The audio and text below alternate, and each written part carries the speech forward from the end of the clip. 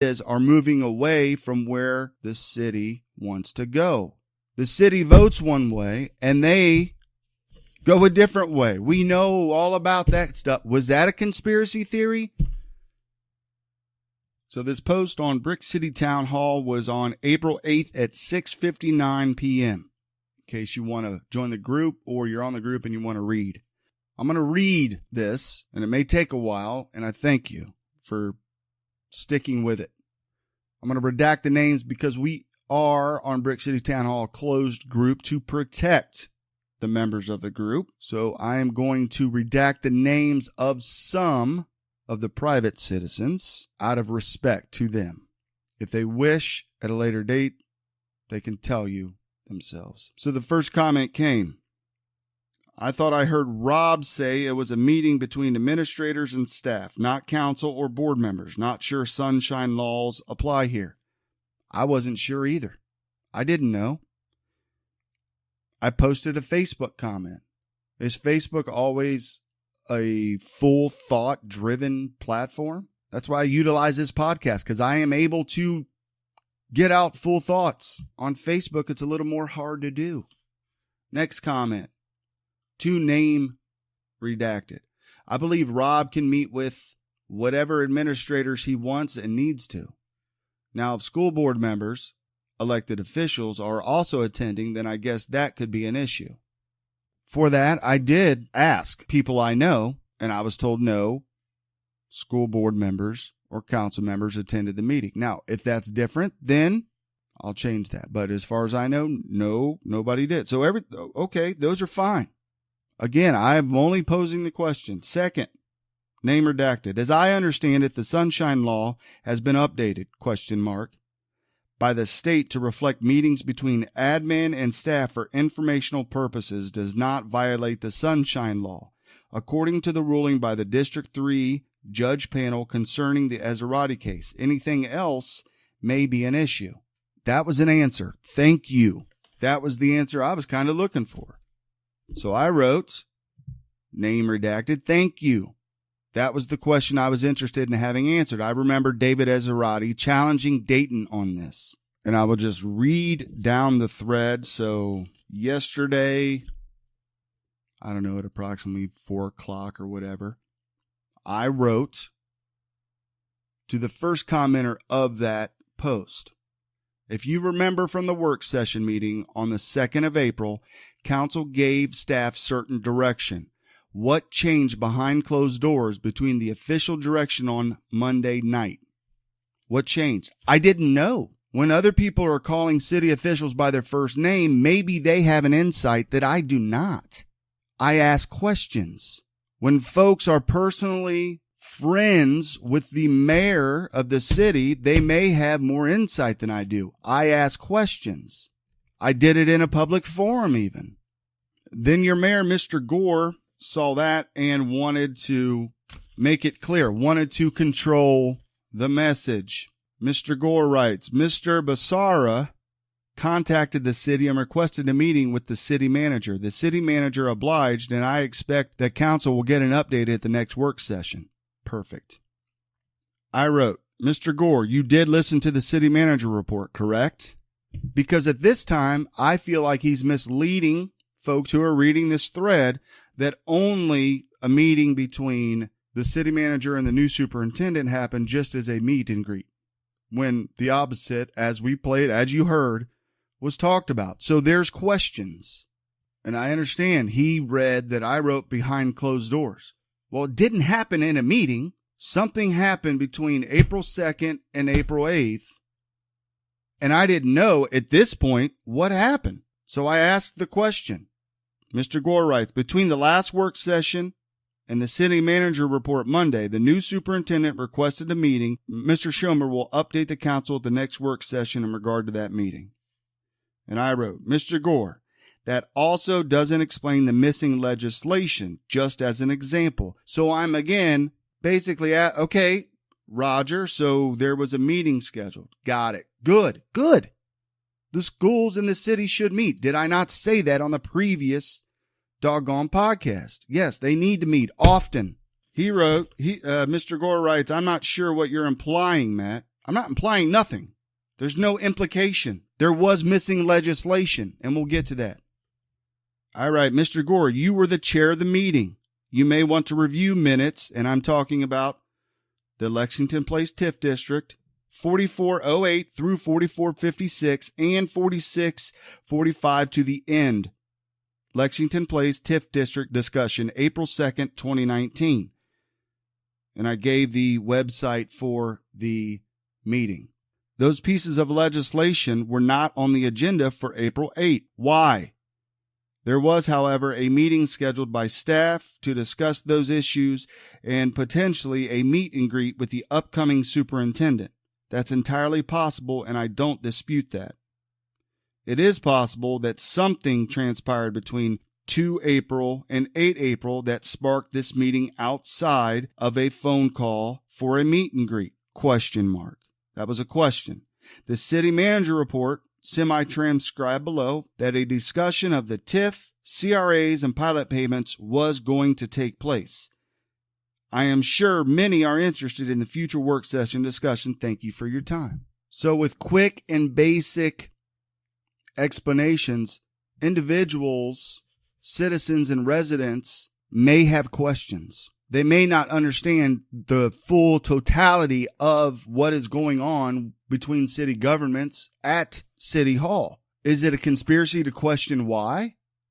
No. So then Mr. Gore writes, this is what happens when inferences are made. First, I made no inference to anything. I asked questions. When people think conspiracies are abound, all that happened was I was notified that the city attorney didn't have the information needed regarding the TIF, and it was time for the clerk to publish the packet. As the chair of the meeting, I advised the clerk to leave those items off the agenda until all the information was obtained. So why not explain that at City Council, at the City Council meeting on April 8th?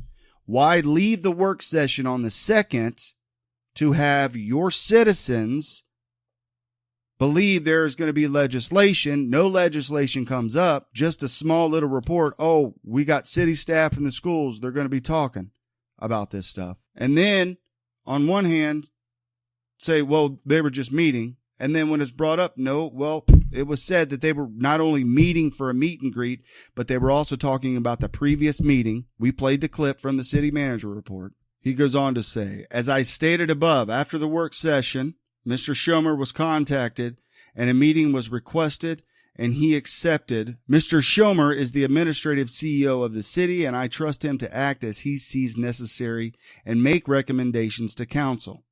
Sometimes things just are exactly as they appear.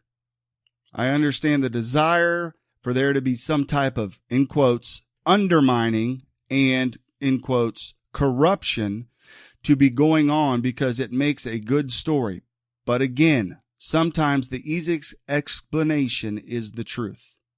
2 questions on that comment. Undermining. We're undermining your authority? Is that what you mean there? I don't know. That's a question. That's not a conspiracy theory. That's a question. Are we undermining your authority, or are you working, serving the people of Huber Heights?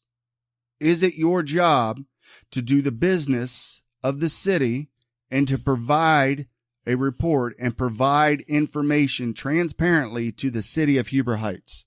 Another thing, are you accusing me of saying the word corruption? Nowhere in any of these podcasts, nowhere in any of my posts have I ever accused anyone of corruption. I will say, and I will maintain this, watch city government, watch state government, watch national government. Be observant. Pay attention. Get involved. Listen, folks, I know it seems like I'm angry. I'm not. I'm passionate about my politics. And one thing I'm passionate about is getting to the truth and to understanding what our government is doing. They are servants for us.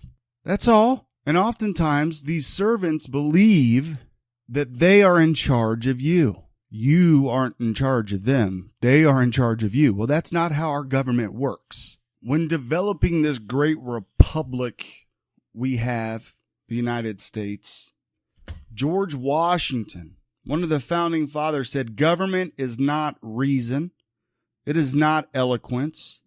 It is force. And force, like fire, is a dangerous servant and a fearful master." Thomas Jefferson, "Resistance to tyrants is obedience to God." These are the founding fathers that developed this. What happens after that is power corrupts, and absolute power corrupts absolutely. So it is our job to keep that from happening. I'm not saying there's corruption. I'm saying it's the job of the people to be the check and balance against government. I know it can't be easy to be a government official. I get it. But as long as there's a transparent government, it's kind of hard. At the beginning of this podcast, you can take all this off of the critics utilizing transparency, because the critics are going to question. They are going to wonder, why is this not talked about? Why don't the people have a right to know what exactly is going on? You promise legislation. You don't even bring up the legislation that didn't happen. You just say there's going to be a meeting between administrations, and that's okay. We'll get a report. They'll tell you in good time. I went on to say, "Jeff, I am asking questions. If you want to spin and deflect with the conspiracy go-to, by all means, be a politician. At no time did you or Mr. Webb on this platform, at the meeting, or anywhere else mention that the city manager was not prepared to provide the information. Now we know because I asked the question. How are concerned individuals supposed to know the closed-door discussions within the city structure if it isn't fully explained and transparent? There was a simplistic explanation given, which led to questions, and questions only. Again, the citizens were left at the work session to believe there was going to be legislation to defund the schools and TIF district development. This isn't a conspiracy theory. This is on record, and it didn't happen, hence the questions. But what you said, Mr. Mayor, what you said was the only reason you feel comfortable talking about it is because it was a non-school TIF. Ladies and gentlemen, if you listened or watched that discussion, was that the only discussion? A non-school TIF? Was that the only discussion? Mr. Gore writes, "I believe my comments at the end of the discussion, we'd see it on the agenda unless Mr. McDonald notified us otherwise regarding changing a non-school TIF to a participating TIF." Right there, he admits there was more than just a non-school TIF discussion as him chairing the meeting. Well, that's the information he didn't have in time to publish the packet, so I advised the clerk leave both items, TIF and pilot payments, off the agenda so they could be dealt with together. Could an argument be made that he should have passed this decision to the vice mayor? I think an argument could be made. Maybe I'm posing that question to you, folks listening. He goes on to write, "I have no problems with you or anyone asking questions, but I won't apologize for being defensive when the tone of the question always seems to be that something was done wrong intentionally. I wear the badge, quote unquote, politician, because that's what being the mayor makes me. But it doesn't mean that I act unethically or immorally. I listened to your podcast, and I heard what you said when you looked at the agenda, and you laughed about those items not being on the agenda because the compensation was. This is what I call making an inference and giving your listeners the impression of suggesting that something devious was going on." There's a lot to unpack to that one. First, let's talk about the, in quotes, "I wear the badge politician." Mr. Mayor, I do my research. I've seen your financial reports that you are required to turn in. I invite anybody to go look at those financial reports. Who are you taking money from if you're not a politician? Who are you taking money from if you're not a politician? We've had personal conversations.